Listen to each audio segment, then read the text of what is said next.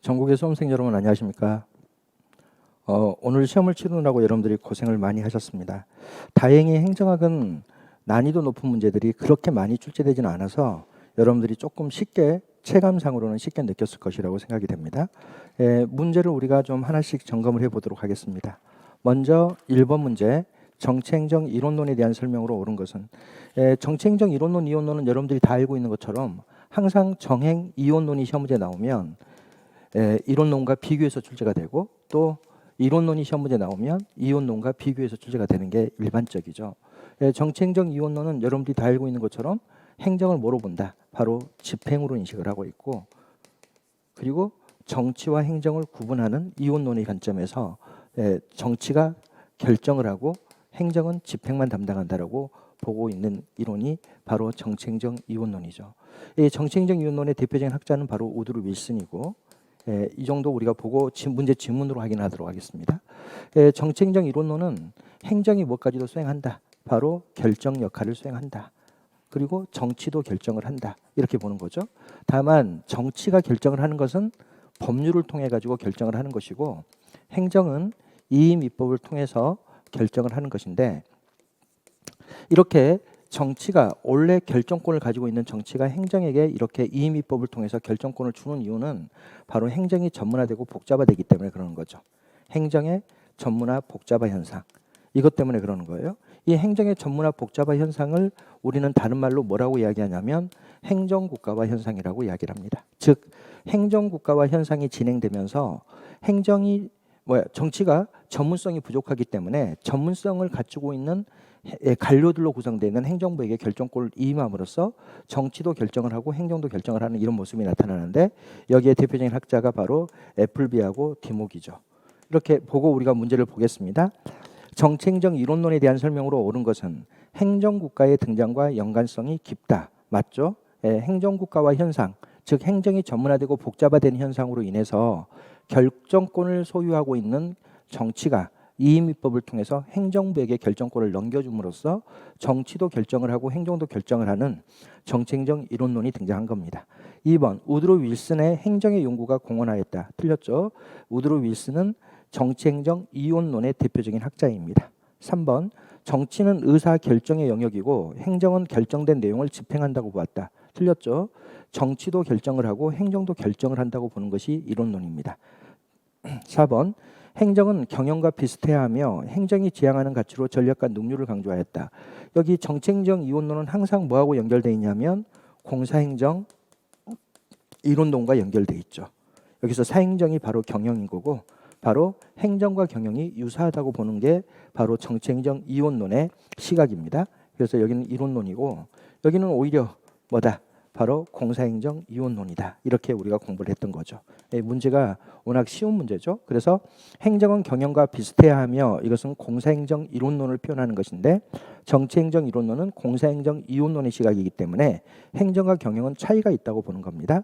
그리고 정치행정 이론론인 행정관리설은 행정이 지향하는 가치로 전략과 능률을 강조했던 거죠. 그러나 여기 정치행정 이론론은 사회적 능률성을 대단히 강조합니다. 사회적 능률성은 민주성과 동치의 개념이죠. 그러니까 행정이 지향하는 가치로 사회적 능률성 또는 민주성을 강조하였다라고 표현돼야지 맞는 지문이 되겠죠. 그래서 1번의 답은 1번이 답입니다. 2번 신공공관리론에서 지향하는 기업가족 정부의 특성에 해당하지 않는 것은 기업가족 정부는 오스본과 게블러라는 학자가 정부 재창조론이라는 책을 쓰죠. 그리고 이 정부 재창조론에 뭐가 기록되어 있냐면 바로 기업가족 정부가 들어가 있는 겁니다. 근데 뭐 기업가족 정부는 여러분들이 다 알고 있는 것처럼 신공공관리론을 대변하는 정부입니다. 그러니까 기업가족 정부는 노조끼를 중시하는 정부가 아니라 뭘 중시한다? 신공공관리론의 내용을 이론한 것이기 때문에 바로 방향 잡기를 중시한다. 그다음 뭐 경쟁을 중시한다, 성과를 중시한다 이런 것들이 쭉 나와 있죠. 그래서 경쟁적 정부고 노적기 정부가 아니라 방향 잡기 정부입니다. 이렇게 방향 잡기를 중시하는 정부를 우리가 뭐라고 표현하냐면 촉매적 정부라고 표현하는 거예요. 촉매적 정부. 그래서 방향 잡기 정부라고 나와야지 맞겠죠. 그다음에 성과지향적 정부고 미래지향적 정부고. 그래서 거기에 오스본과 게블러의 기업가족 정부가 쭉 정리가 돼 있습니다. 촉매적 정부, 지역사회가 소유하는 정부, 경쟁적 정부, 임무지향적 정부, 결과지향적 정부, 고객지향적 정부, 기업가적 정부, 예방적 정부, 분권적 정부. 여기 예방적 정부가 미래를 예방하는 정부죠. 미래를 대비하는 정부죠. 그다음에 분권적 정부, 시장지향적 정부. 거기까지 여러분들이 다 알고 있는 거고 워낙 쉬운 난이도로 문제가 출제된 겁니다. 넘겨서 3번 문제를 보겠습니다. 공직 분류 체계에 대한 설명으로 옳은 것은 우리나라의 공직 분류 체제에 대해서 시험 문제 냈는데 우리나라의 공직 분류 체제는 여러분들이 다 알고 있는 것처럼 경력직과 특수 경력직으로 구분이 되죠. 이건 뭘 의미하는 거예요? 공직 분류는 공무원을 분류하는 제도예요. 공직 분류라는 게 바로 공무원 분류 제도인데 경력직 공무원, 특수 경력직 공무원으로 구분이 되고 이 경력직 공무원과 특수 경력직 공무원은 뭘 기준으로 하냐면 직업공무원제와 실적주의를 기준으로 합니다. 실적주의와 직업공무원제. 그래서 자격과 능력에 따라서 임용되고 신분 보장이 되는 공무원을 경력직 공무원이라 하고 자격과 능력에 따라서 임용되지 않고 또는 신분 보장을 받지 못한 공무원을 특수 경력직 공무원이라고 우리나라는 분류를 해놓고 있습니다. 그리고 이 경력직 공무원에는 일반직 공무원이 있고 그리고 특정직 공무원이 있고 그다음에 특수 경력직 공무원에는 정무직 공무원이 있고 그다음에 별정직 공무원이 있고 이렇게 이제 나눠지죠. 일반직 공무원은 기술, 연구 또는 행정 일반 업무를 수행하는 공무원입니다. 그다음에 특정직 공무원은 자격과 능력에 따라서 임용되고 이게 시험을 봐서 임용이 되고 그리고 신분 보장도 받는 공무원인데 특수 업무를 수행하는 공무원이죠. 그다음에 특수 경력직 공무원으로서 정무직 공무원은 선거에 의해서 취임됐거나 취임 시 국회의 동의를 요하거나 또는 고도의 정책 결정 업무 및 이를 보조하는 공무원 이렇게 표현되어 있고 그다음 별정직 공무원은 비서관, 비서 등의 특별한 신임을 요하는 직에 임용되는 공무원을 별정직 공무원이라고 우리나라는 구분을 해놓고 있습니다. 문제를 봐보면 소방 공무원은 경력직 공무원 중에서도 특정직 공무원에 해당하죠. 그래서 특수경력직 공무원에 해당한다 해서 틀린 지문이죠. 2번 국회 수석 전문위원이 바로 별정직 공무원입니다. 그러니까 특수경력직 공무원 중에서도 별정직 공무원에 해당합니다. 3번 차관은 여러분들이 여기에 들어가요. 고도의 정책 결정 업무를 수행하거나 이를 보조하는 공무원인 정무직 공무원에 들어가고 그리고 1급에서 상급 이것은 국가직에서는 1급에서 상급이 없죠. 지방직 공무원은 여전히 1급에서 상급이 있는데 이 1급에서 상급은 여기에 들어가요. 왜냐하면 일반직 공무원을 뭐로 하니까 1급에서 9급으로 구분해 나가기 때문에 바로 일반직 공무원이 아닌 특정직 공무원은 1급에서 9급으로 구분되어 있는 데도 있고 그렇지 않는 데도 있고 이러는 겁니다. 1급에서 9급으로 구분되어 있는 게 일반직 공무원이기 때문에 바로 1급에서 상급은 일반직 공무원에 해당하죠. 그래서 3번도 틀린 지문이죠. 차관은 정무직 공무원, 1급에서 상급까지의 공무원은 일반직 공무원으로 봐야 되겠습니다. 4번 경력직 공무원은 실적과 자격에 의해서 임용되고 신분이 보장된다. 실적과 자격에 의해서 임용된다. 이게 실적주의고 신분이 보장된다. 이게 직업공무원제죠. 그래서 선생님이 처음 이야기했던 것처럼 실적주의와 직업공무원제가 적용되는 공무원이 바로 경력직 공무원입니다. 그래서 답은 4번이 맞는 지문이죠. 4번 문제. 예산제도에 대한 설명으로 옳지 않은 것은 1번 품목별 예산제도는 행정부의 재량권을 확대하기 위해 도입되었다. 틀렸죠? 품목별 예산제도는 지출 대상별 분류죠. 일일이 지출 대상을 열거해 놓은 게 품목별 예산입니다. 품목별 예산을 봐보면 여기는 어떻게 돼 있다. 바로 의로 보면 지출 대상별 분류죠. 그래서 어떻게 한다? 편성할 때 일일이 전부 다 열거해 나갑니다.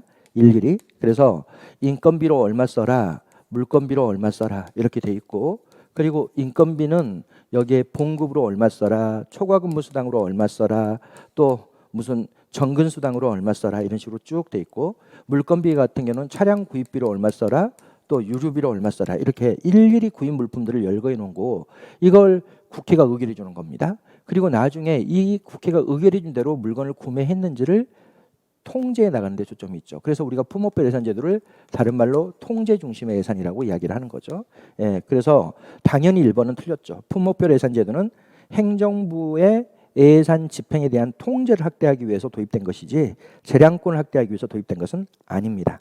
그다음 두 번째로 성과주 예산이 있는데 성과주 예산은 우리가 이거 성과주 예산은 뭐라고 표현해요? 성과주 예산은 의로 보면 여기는 우리가 사업별 활동별 예산 분류라고 이야기를 하는 거죠.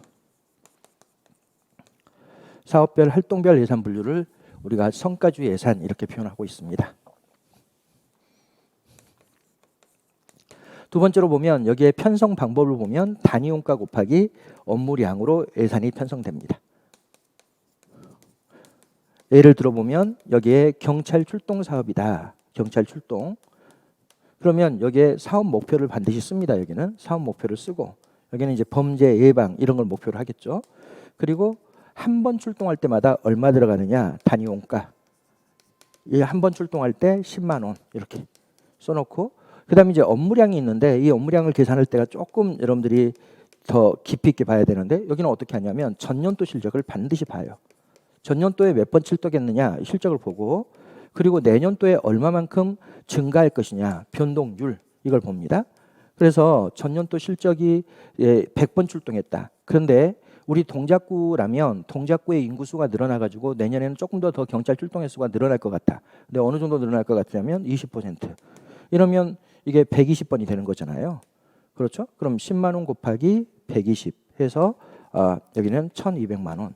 이런 식으로 예산을 편성하는 것이 성과주 예산입니다. 거기에 아주 쉽게 문제가 출제되어 있죠. 성과주 예산 제도는 사업의 단위용가를 기초로 예산을 편성한다. 여기에 나와 있죠. 단위용가 곱하기 업무량으로 예산이 편성됩니다. 그 다음에 계획예산 제도가 있는데 계획예산 제도는 PPBS죠. 계획예산. 계획예산은 영어 단어에 이제 모든 게 다 들어가 있어요. 그래서 어떻게 한다? 장기적인 기획과 단기적인 예산을 프로그램을 통해서 연계한 예산. 우리가 이걸 쓰지는 않겠습니다. 장기적 계획과 단기적 예산을 프로그램을 통해서 연계한 예산을 우리가 계획예산이라고 이야기를 합니다. 여기에 편성 방법을 봐보면 제일 먼저 플랜을 짜죠. 플랜. 이 플랜 부분이 바로 목표 설정이에요. 목표를 설정하고 그리고 이 목표를 설정하기 위한 프로그램을 작성해 나갑니다. 그래서 이게 만일 행정수도 이전이다 이러면 여기 밑에 행정수도 이전을 위한 구체적인 프로그램들이 나오죠. 그래서 여기에 도시 기반 조성, 여기에 교통 기반 조성 이렇게 이제 돼 있다. 그다음에 그 밑에다가 또 서브 프로그램을 깝니다. 서브 프로그램 도시 기반 조성을 위해서 여기 하나는 토지 수용이고 여기는 건축이고 그다음에 그 밑에 더 세부적인 요소들을 이렇게 깔아놔요. 이게 이제 바로 두 번째가 바로 프로그램 작성이죠. 두 번째 프로그램 작성.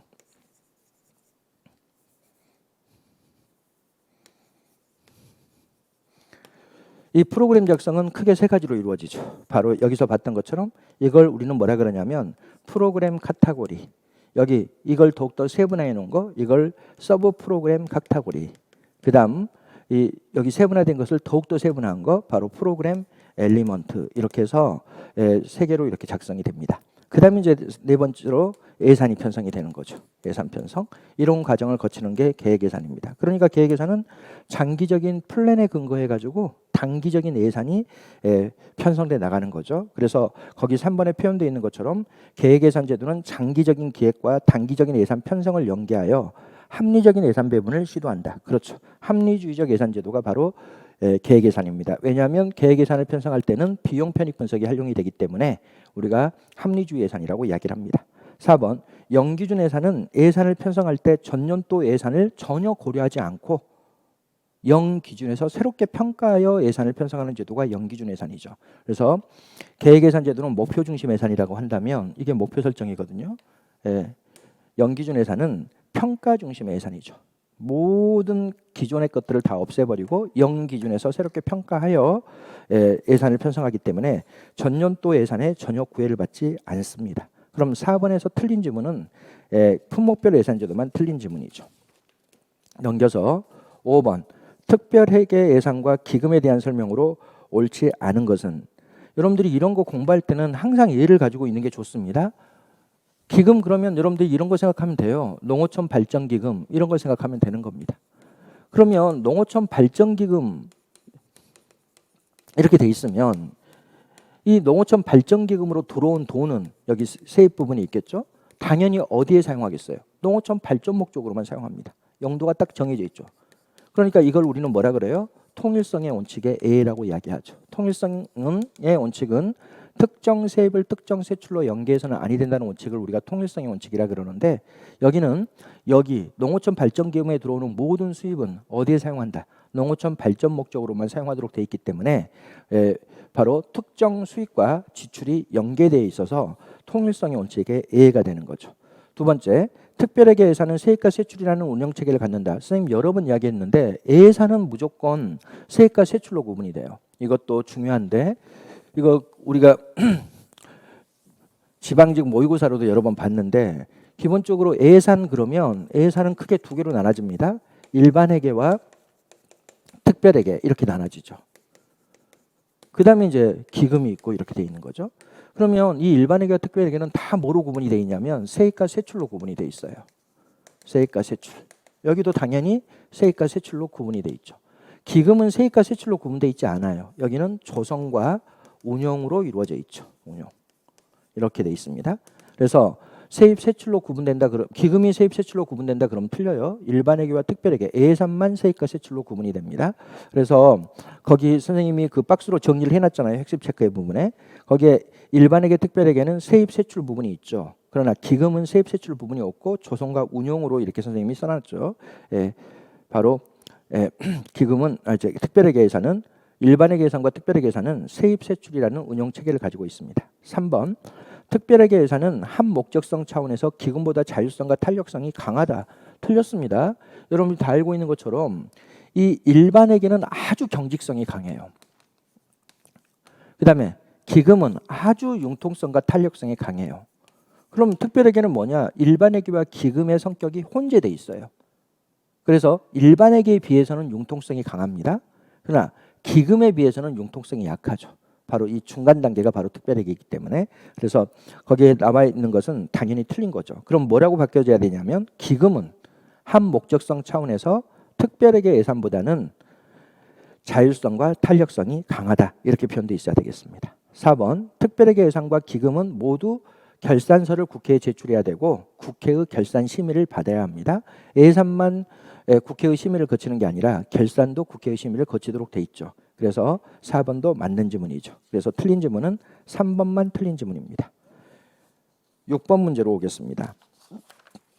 지방재정에 대한 설명으로 옳지 않은 것은 지방재정 자립도는 일반회계 세입 중 지방세와 세액 수입이 차지하는 비중을 말한다. 정확하게 보면은 우리가 재정 자립도를 어떻게 표현해요? 일반회계 세입 총액분에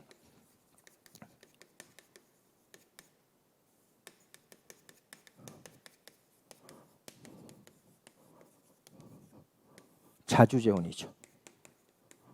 근데 이 자주재원에는 뭐가 있냐면 세 수입이 있고 그리고 세외 수입이 있고 이렇게 구성이 되어 있는 거죠. 곱하기 100이에요. 그리고 여기에 또 뭐가 써져 있냐면 지방채는 제외한다 이렇게 되어 있죠.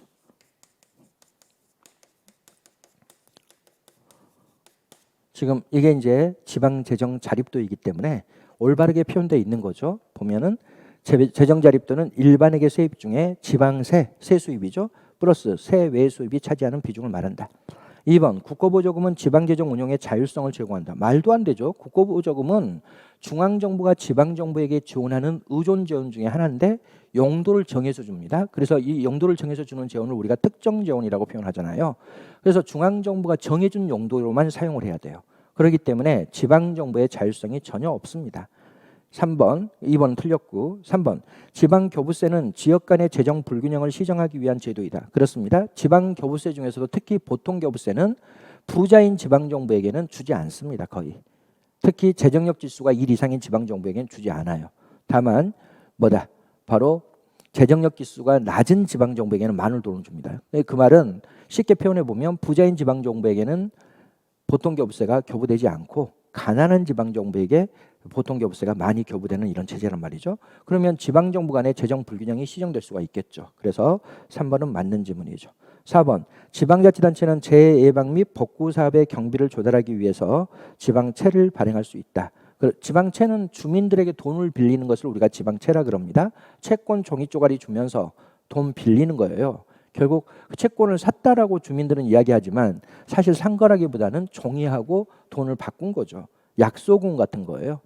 지방정부가 나중에 돈 갚아주겠다라고 이렇게 약속한 것에 불과한 겁니다. 그래서 지방자치단체의 장은 지방채를 발행할 수가 있는데 이렇게 재해방 및 복구 사업의 경비를 조달하기 위해서도 지방채를 발행할 수가 있고 또 과거에 빌린 지방채를 갚기 위해서도 바로 지방채 차안을 목적으로도 지방채를 발행할 수 있도록 돼 있습니다. 그래서 4번은 맞는 지문이고 6번의 답은 2번이죠. 7번 변혁적 리더십에 대한 설명으로 옳은 것은 변혁적 리더십은 조직의 변화를 관리하고 주도해 나가는 리더십을 변혁적 리더십이라고 이야기를 합니다. 변혁적 리더십의 구성 요소는 워낙 시험 문제 많이 나왔기 때문에 여러분들이 다 잘 아시죠. 첫째 뭐가 있다? 카리스마가 있고 그다음 두 번째로 영감, 세 번째로는 지적 자극, 네 번째로는 개별적 배려. 이 네 가지 구성 요소를 갖추고 있는 게 바로 뭐다? 변혁적 리더십이죠. 그럼 1번 문제를 봐보면 적응보다는 조직의 안정을 강조한다. 틀렸습니다. 변혁적 리더십은 변화에 빠르게 적응하기 위한 리더십이에요. 조직을 변화에 빠르게 적응하게끔 만들기 위한 리더십이기 때문에 안정보다는 적응을 중시하는 거죠. 그 다음 2번 변혁적 리더십은 기계적 조직 체제에 적합하며 당연히 틀렸죠. 변혁적 리더십은 유기적인 조직 구조에 적합합니다.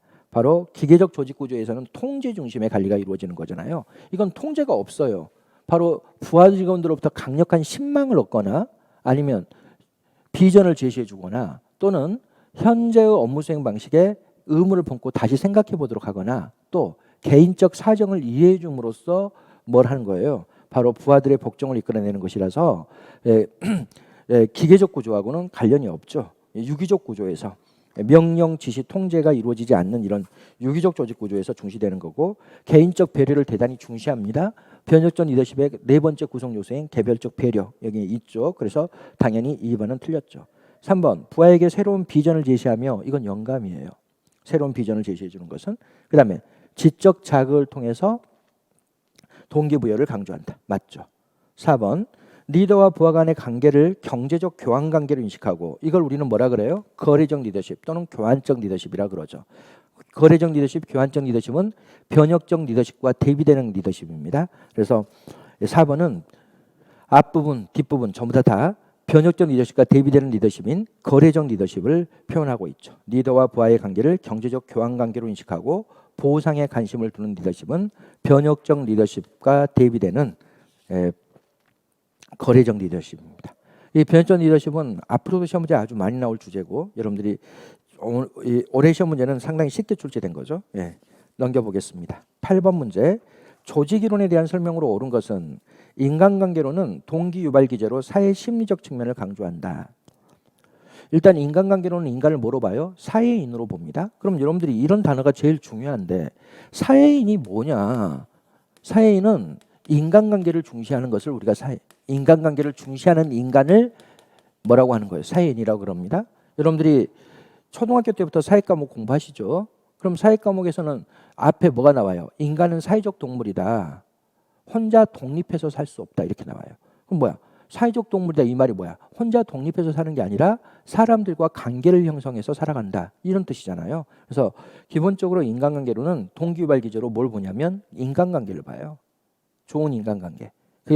그걸 뭐라고 표현한 거야? 사회 심리적 요인. 바로 뭐다? 좋은 인간관계를 형성하고자 하는 요인. 심리적 요인.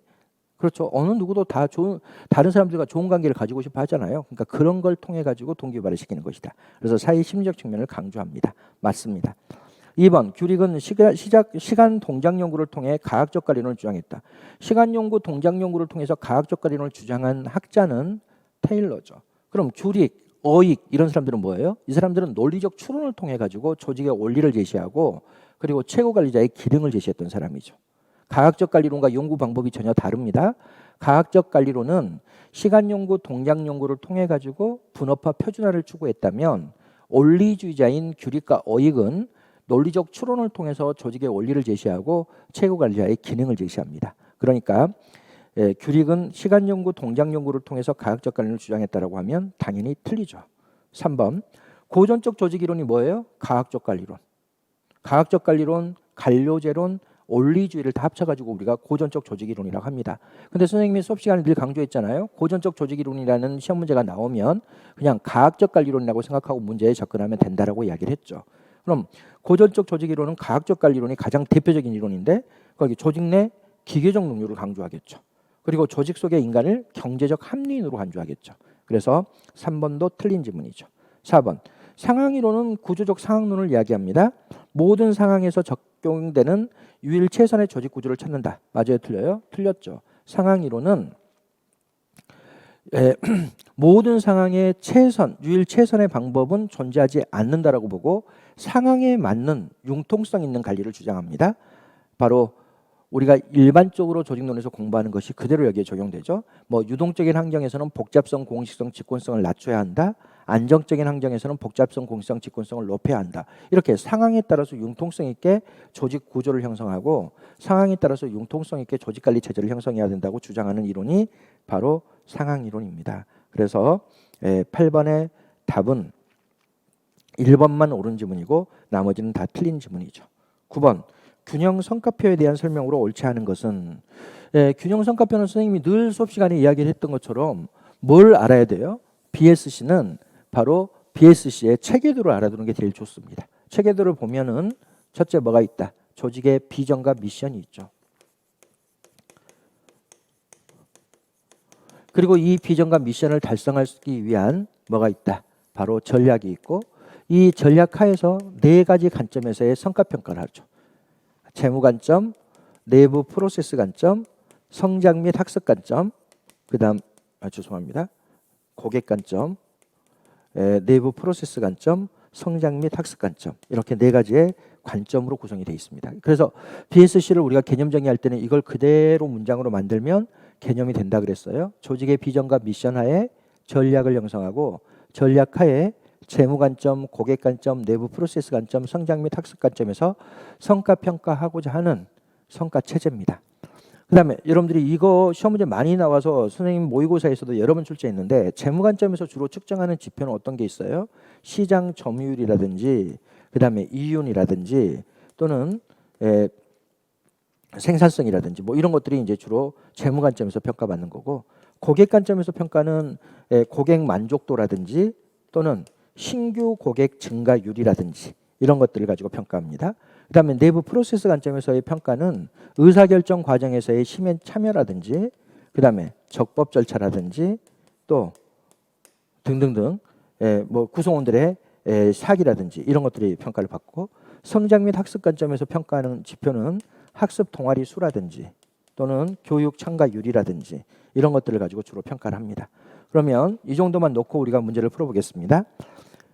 1번 조직의 장기적인 전략 목표와 단기적인 활동을 연결할 수 있게 한다. 그렇죠. 바로 전략이라는 것은 장기적 계획이라고 선생님 늘 강조했죠.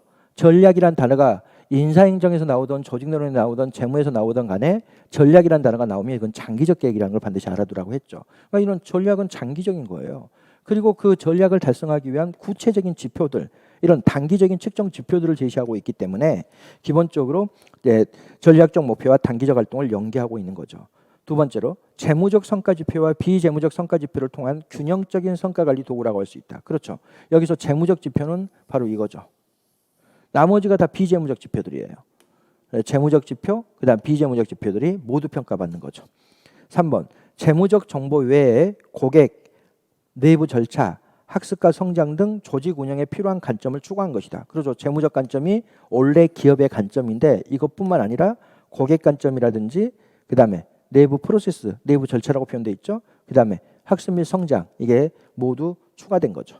4번 고객 관점에서의 성과 지표는 시민 참여, 적법 절차, 내부 직원의 만족도, 정책 수능도 공개 등이 있다. 틀렸죠.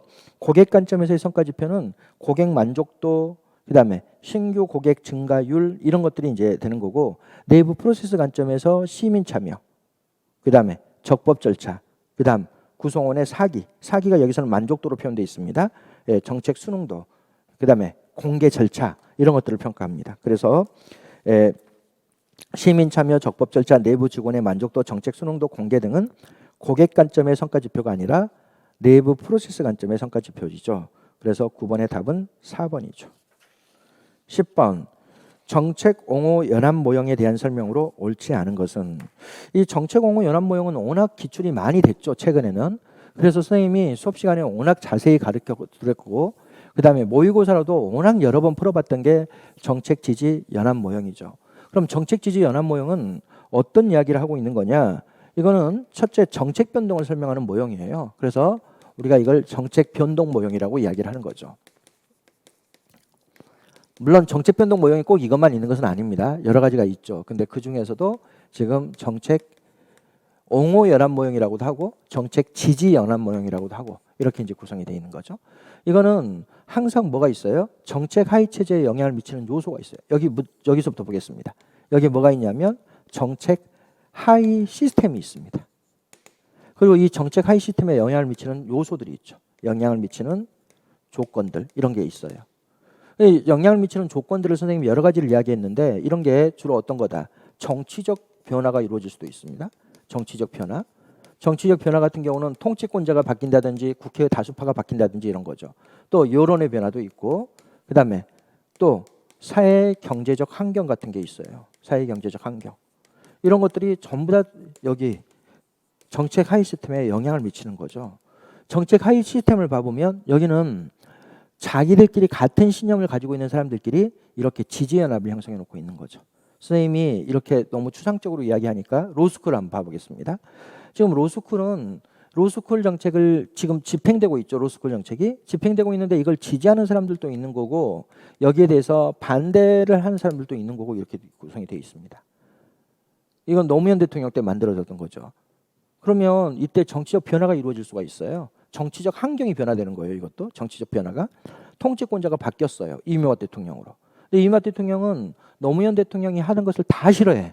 이건 노무현이가 한 거야. 그러니까 어떻게 하냐면 바로 계속 홍보를 해가지고 로스쿨이 안 좋은 정책이다, 나쁜 정책이다, 바람직하지 않는 정책이다 막 이런 식으로 홍보도 많이 이루어지고 이런 과정에서 결국 어떻게 될 수가 있다는 거야. 바로 여기 지지연합에 있는 사람들이 수가 줄어들고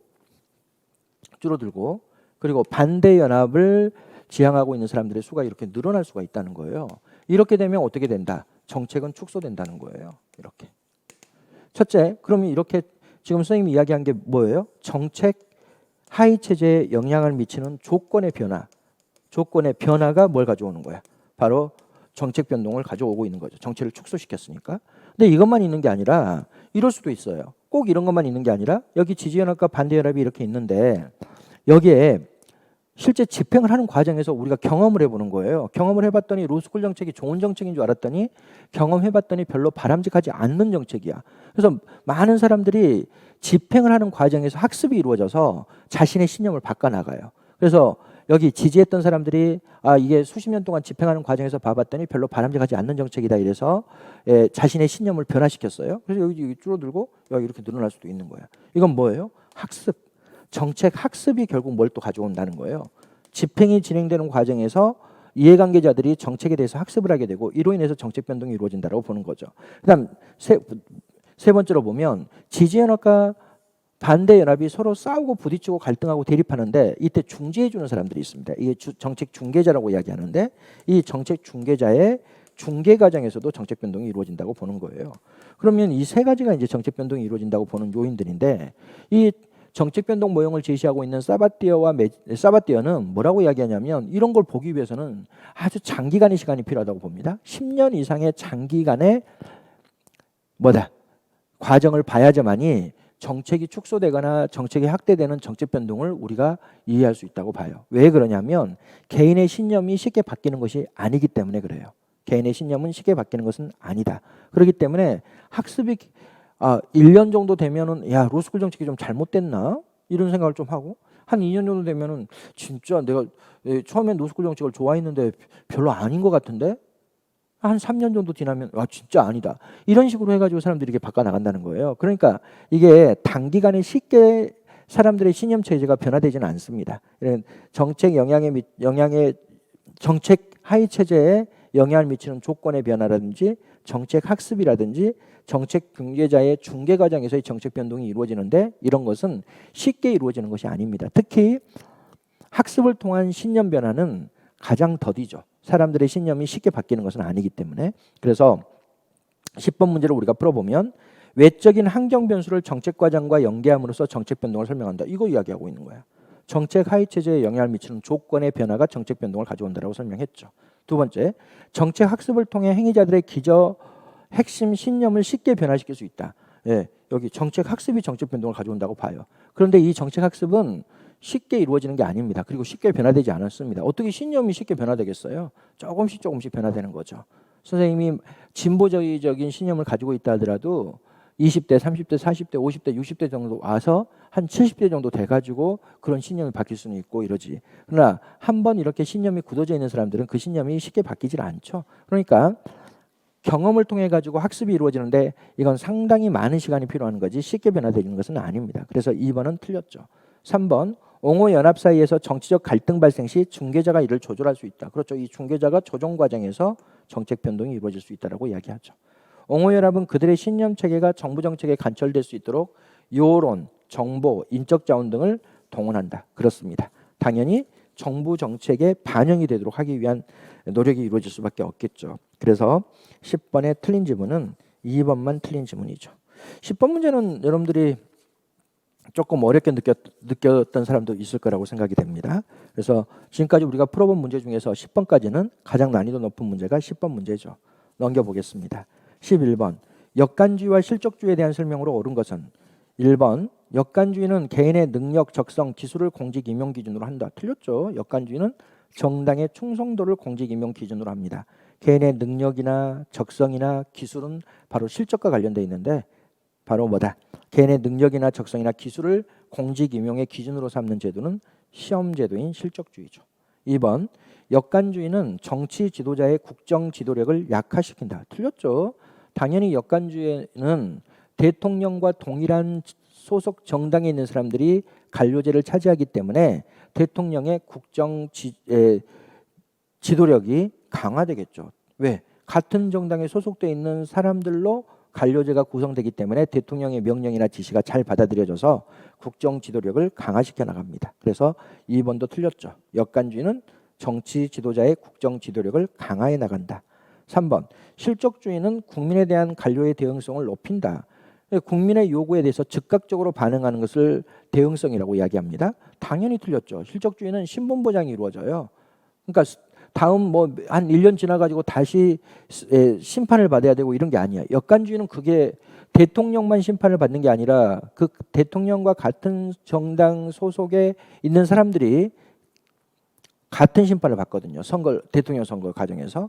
그렇기 때문에 역간주의에서는 관료들이 다음 선거에서 또 펴달라고 하기 위해서 국민의 요구에 즉각적으로 대응해야 한다면 실적주의는 공무원들이 강력한 신분 보장을 받고 있기 때문에 뭐다? 국민의 요구에 즉각적으로 반응하려고 하지를 않습니다. 그래서 실적주의는 국민에 대한 관료의 대응성을 저해하죠.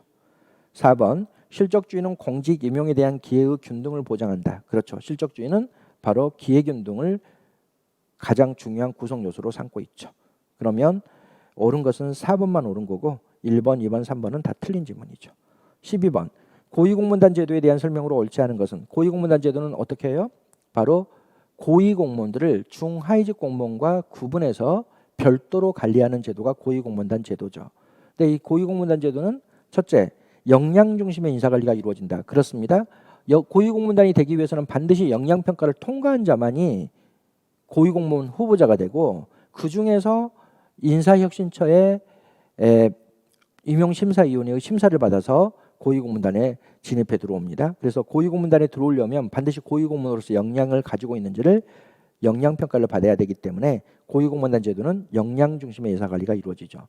2번, 고위공무단 제도는 계급 중심의 인사관리가 이루어진다. 틀렸죠. 고위공무단에서는 계급이 없어요. 1급, 2급, 3급을 다 없애버리고 직위 또는 직무 등급으로 우리가 관리합니다. 그래서 계급 중심이 아니라 일 중심으로 직위나 직무 등급 중심으로 관리가 이루어지기 때문에 2번 틀렸죠. 3번, 고위공무단은 성과와 책임 중심의 인사관리가 이루어진다. 그렇습니다. 고위공무단 제도는 소속되어 있는 공무원들은 평가를 받을 때 직무성과 계약제에 의해서 평가를 받아요. 성과계약제에 의해서 성과평가를 받는 거고 그리고 또 직무성과급제라는 직무성과급적 연봉제, 직무성과급적 연봉제를 지급받습니다. 그러니까 뭐야? 성과평가의 결과에 따라서 연봉이 달라질 수 있다는 거예요. 직무성과급적 연봉제의 보수를 받기 때문에 그러니까 성과와 책임 중심의 관리가 이루어지는 거죠. 고위공무단 제도는 개방과 경쟁 중심의 인사관리다. 그렇습니다. 고위공무단 제도는 개방형 직위가 20% 운영이 됩니다. 각 부처별로. 그렇기 때문에 민간 전문가와 경쟁해야 되고, 그리고 공모지위가 30% 운영이 되는데 이것은 다른 부처 공무원과 경쟁해야 되는 거죠. 그럼 개방과 경쟁의 인사관리가 이루어지는 거죠. 그래서 12번은 아주 쉽게 출제됐죠. 바로 계급 중심의 인사관리가 아니라 일 중심의 인사관리를 추구하는 것이 고위공무단 제도다. 13번 4차 산업혁명에 관한 설명으로 옳지 않은 것은 4차 산업혁명의 가장 핵심적인 단어가 초연결성과 초지능성입니다. 모든 것들이 다 연계된다는 거예요.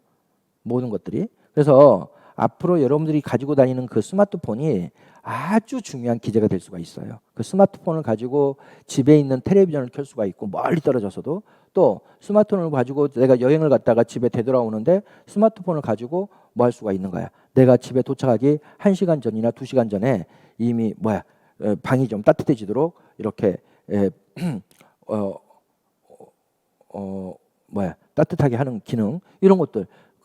그다음에 또 내가 지금 멀리 여행 가 있는 상태에서 도둑이 들어오면 거기서 그 여러분들에게 스마트폰으로 다 연결이 되고 연락을 해주고 이런 식이에요. 그러니까 바로 초연결성을 전제로 하는 것이 바로 4차 산업혁명이고, 그리고 내가 꼭 조종을 해야 될 필요가 없어요.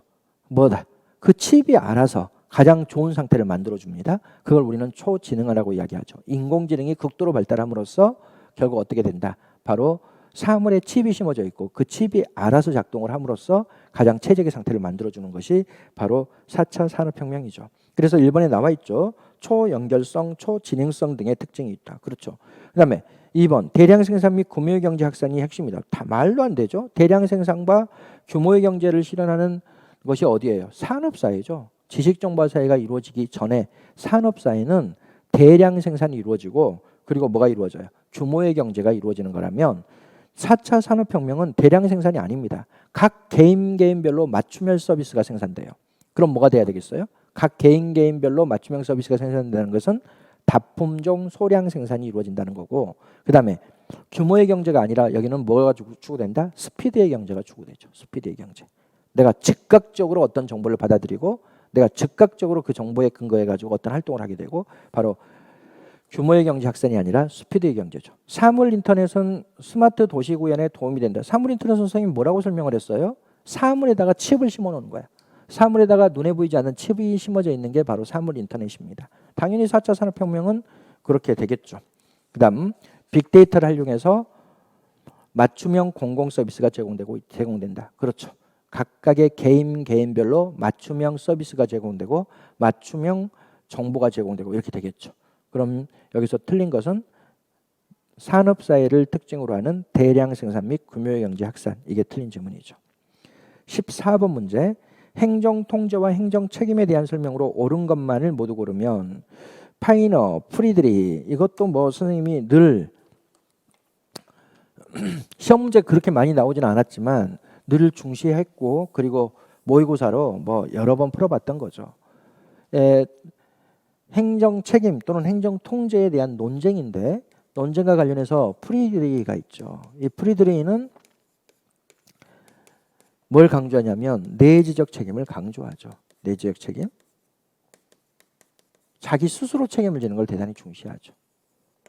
그런데 여기에 대해서 반론을 제시하는 파이너는 이렇게 보지 않습니다. 파이너는 뭐라고 이야기하냐면 이걸 강조해요. 자기 심판 금지의 원칙을 강조합니다. 자기가 자기를 평가하고 통제한다는 게 말이 되느냐. 자기 심판 금지의 원칙을 들어서 뭘 해나간다. 바로 외재적 책임, 객관적 책임, 이런 걸 중시해 나가죠. 그럼 이 정도만 놓고 우리가 문제를 풀어보겠습니다. 파이너는 법적이고 제도적인 외부 통제를 강조한다. 그렇습니다.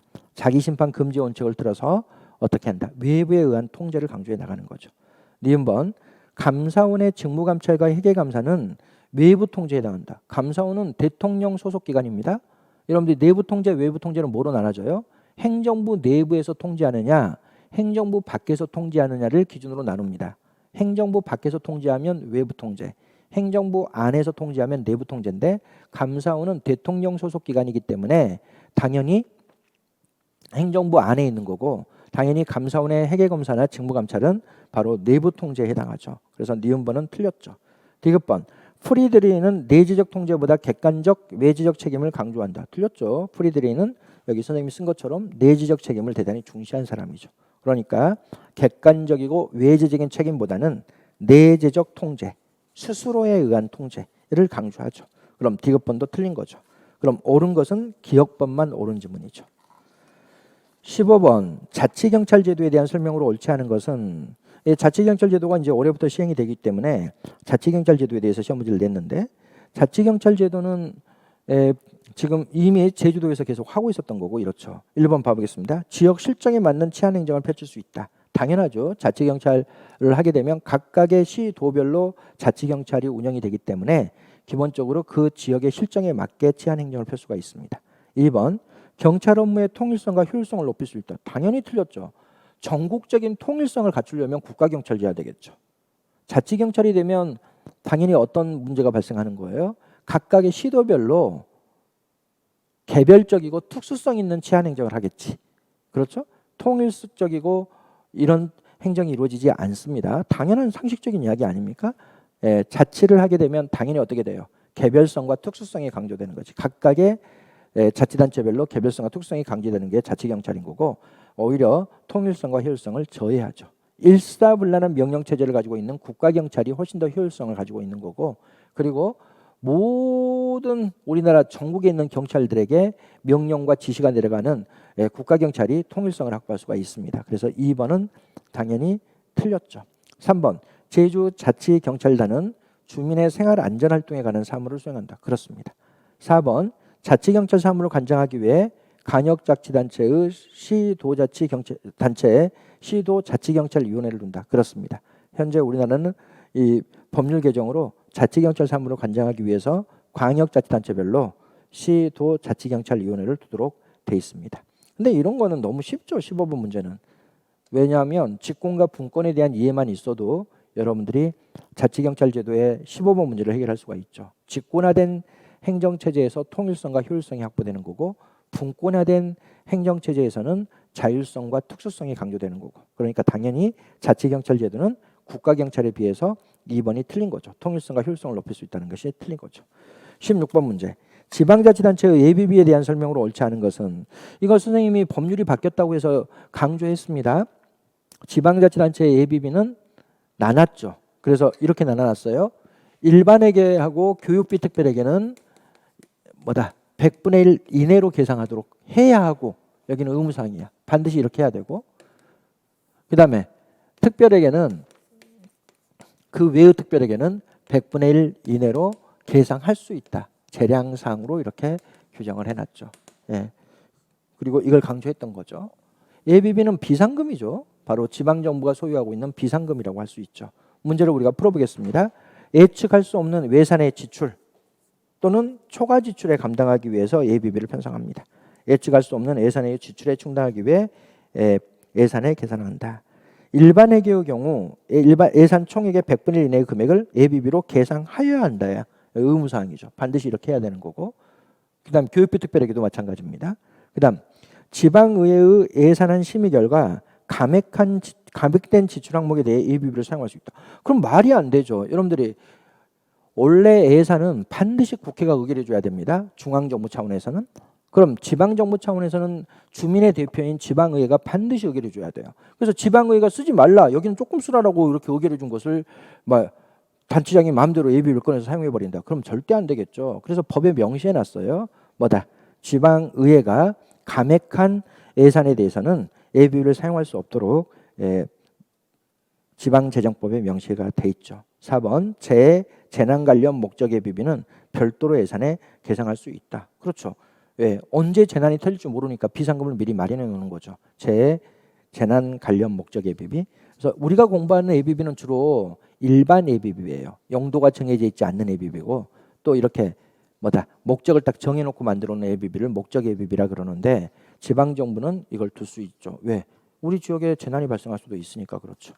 거기 법조문 한번 읽어보겠습니다. 넘겨보면 관련 법률로 지방제적법 43조 보겠습니다. 지방자치단체는 예측할 수 없는 예산외의 지출 또는 선생님 방금 말로 표현했던 것처럼 예산 초과 지출에 충당하기 위해 일반에게 교육비 특별에게는 각 예산 총액의 100분의 1 이내의 금액을 예비비로 계상하여야 하고 의무사항이죠. 그 밖에 특별회계의 경우에는 각 예산 총액의 100분의 1 이내의 금액을 예비비로 계상할 수 있다.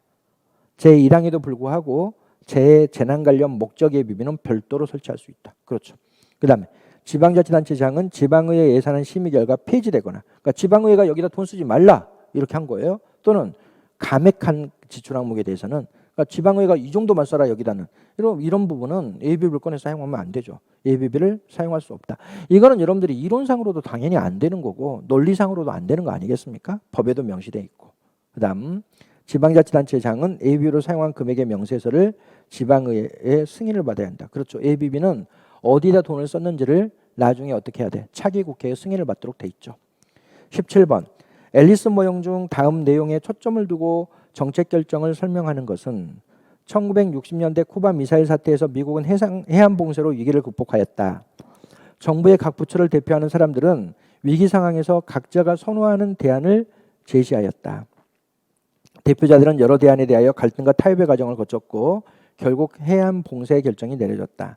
이는 대통령이 사태 초기에 선호했던 국지적 공습과는 다른 결정이었다. 물론 해양 봉쇄가 위기를 해소하는 최선의 대안이라는 보장은 없었고 부처에 따라서 불만을 가진 대표자도 있었다.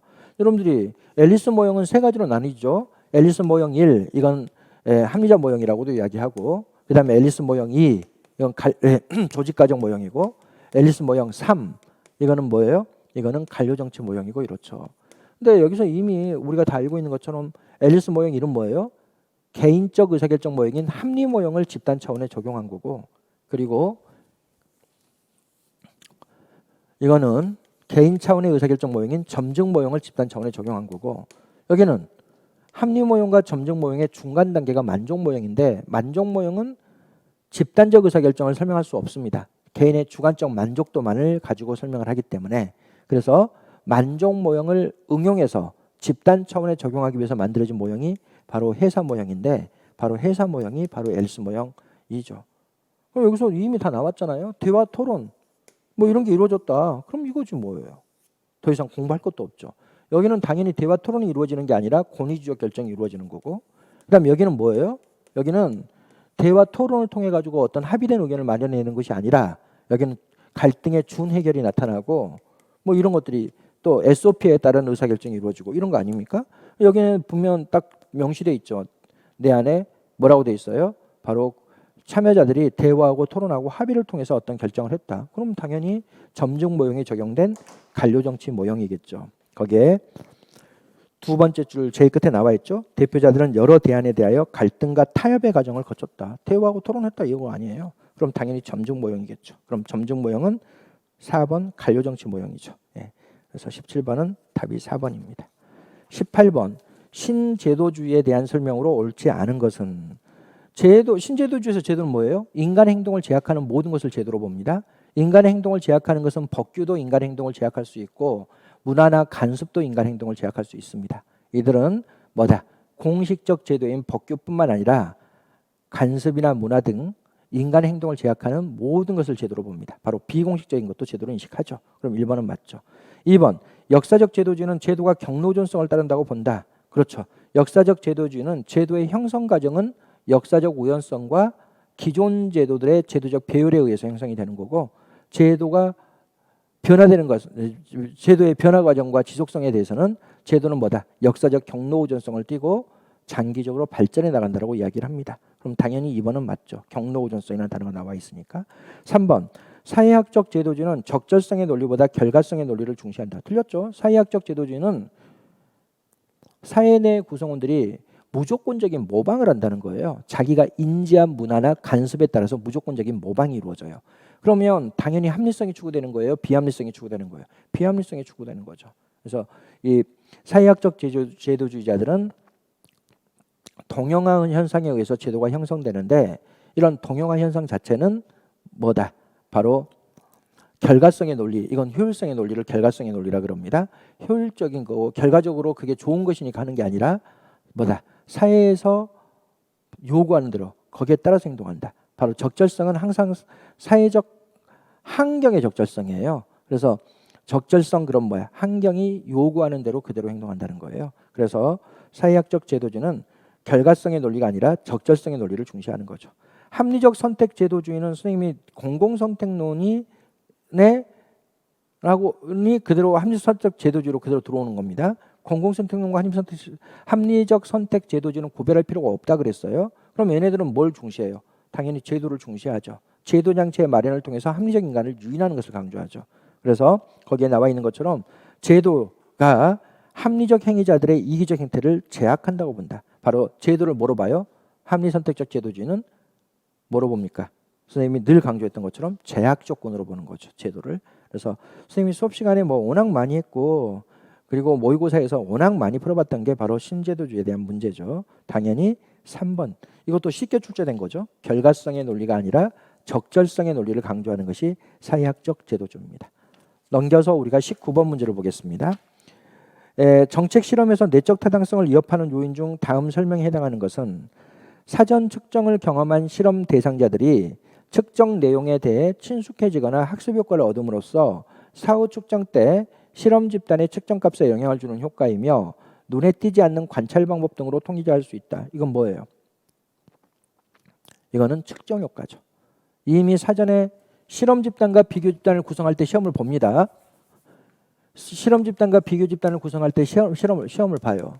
토익 257회로 시험을 봤어요. 그리고 나서 여기 실험 집단은 원어민 영어교사한테 배우고 여기는 국내 영어교사한테 배웠다. 그리고 나서 결과를 평가할 때 또 시험을 보면 똑같은 문제로 봐야 돼요. 똑같은 문제로. 257회로 봐야 돼요. 토익 257회. 왜 이래야 돼요? 측정 도구로 바꾸면 절대 안 됩니다. 똑같은 문제로 결과를 측정해 나가는 거예요. 그러면 이때 시험 봤을 때 얻어진 기억이나 학습이 이때 시험에 영향을 미쳐버릴 수가 있죠. 이런 걸 우리는 뭐라 그래요? 측정 효과라고도 하고 그 다음에 검사 요인이라고도 하고 이렇습니다. 그래서 19번 검사 요인이 답이 되겠죠. 뭐 워낙 쉬운 거라서 여러분들이 다 잘 알고 있을 거라고 생각됩니다. 넘겨서 20번 조금 어렵죠 이게. 왜냐하면 이게 지방자치론을 준비하는 사람들은 이거 공부해요. 근데 지방자치론 7급 시험을 준비하지 않는 사람들은 그냥 행정학으로서 지방자치론을 공부하는 사람들은 이걸 자세히 공부하지 않죠. 20번 문제를 우리가 보겠습니다. 지방정부의 기관 구성 형태에 대한 설명을 옳지 않은 것은 강시장 의회 형태가 바로 우리나라 형태죠. 우리나라는 시장, 바로 단체장이 워낙 권한이 크고 의회가 권한이 약합니다. 그래서 강시장 의회 형태죠. 그 다음 당연히 이럴 때는 시장이 강력한 리더십을 발휘하겠죠. 2번 위원회 형태는 바로 기관 통합형인데 우리나라에서는 없었던 거고 아주 주민자치국가에서 주로 나타나는 게 이제 바로 위원회형이죠. 위원회형은 상임위원회에 소속돼 있는 지방의회 의원들이 집행부 각각의 상임위원회가 통제하고 있는 집행부서를 관할해 나가는 것을 이야기합니다. 그래서 이 위원회 형태에서는 주민 직선으로 선출된 의원들이 각각의 상임위원회에 참여하게 되고 그 상임위원회와 관련돼 있는 집행부서의 장을 담당합니다. 3번 약시장의회형은 사실 잘 발견되기는 어려워요. 보통 시장과 의회로 나눠져 있으면 시장의 권한이 더 큰 게 일반적인데 이건 반대로 보다 의회의 힘이 크고 시장의 힘이 약화된다. 그럼 의회가 모든 걸 다 하겠죠. 정책 결정도 다 하고 왜냐하면 의회가 힘이 세기 때문에 예산 편성권도 의회가 가지게 되고 그래서 약시장 의회 형태에서는 일반적으로 의회가 예산을 편성한다. 그 다음 4번이 미국의 지방정부에 많이 있는 형태인데 의회 지배인형이죠. 시 지배인형. 의회 시 지배인형 이렇게 돼 있는데 여기는요. 의회가 힘이 세요. 의회가 뭘 임명해요? 의회가 지배인을 임명합니다. 그리고 이 지배인이 모든 권한을 가져요. 행정에 대한 총괄적 권한을 가지고 있죠. 이걸 가지고 있습니다. 그러면 선생님 여기 시장은 없습니까? 시장도 있어요. 시장도 선출할 수가 있습니다. 그럼 시장을 선출하면 이 시장은 뭐냐? 그냥 의례적이고 명목적일 뿐이에요. 아무런 실질적인 행정에 대한 권한이 없어요. 의회가 임명한 지배인이 행정에 대한 총괄적인 권한을 가지고 실질적인 지배권을 행사하는 거고, 그리고 의회 시 지배형에서도 시장이 존재하는데 이 시장은 뭐에 불과하다? 바로 의례적이고 명목적인 것에 불과합니다. 그러면 의회 시 지배인 형태에서는 시 지배인이 의례적이고 명목적인 기능을 수행한다. 그럼 틀렸죠. 의회 시 지배인 형태에서는 시 지배인이 행정에 대한 총괄적인 권한을 행사하고, 그리고 시장이 별도로 있는데 그 시장이 바로 의례적이고 명목적인 기능을 수행해 나갑니다. 여기 핵심 체크에 선생님이 조금 더 자세히 써놨으니까 여러분들이 읽어보시기 바랍니다. 오늘 시험 문제는 그렇게 어렵게 출제되지는 않았어요. 근데 보니까 영어가 좀 상당히 좀 어렵게 출제된 것 같고 이러던데, 여러분들이 열심히 노력한 만큼의 좋은 결과를 얻으시기 바랍니다. 그리고 올해 또 좋은 결과를 얻지 못한 부분에 대해서도 선생님이 응원합니다. 그분들이 또 마음이 아프겠죠. 내가 오늘 시험 봤는데 시험 점수가 안 나오고 이래서 스트레스 받고 힘들어하시는 분도 있을 텐데, 뭐 인생이라는 게 다 그래요. 끝날 때까지 끝난 게 아니에요. 그러니까 언제 내가 다른 사람보다 더 앞서 나갈 수 있는 것은 언제든지 기회가 있는 것이기 때문에 여러분들 좀 힘과 용기를 가지고 점수가 좀 안 좋게 나오신 분들은 내년에 반드시 승부를 볼 수 있도록 최선을 다하시기 바랍니다. 지금까지 2021년 지방직 9급 행정학에 대한 해설 강의를 진행했습니다. 마음을 좀 차분히 가라앉히시고 집에서 좀 편한 휴식을 취하시기 바랍니다. 고생하셨습니다.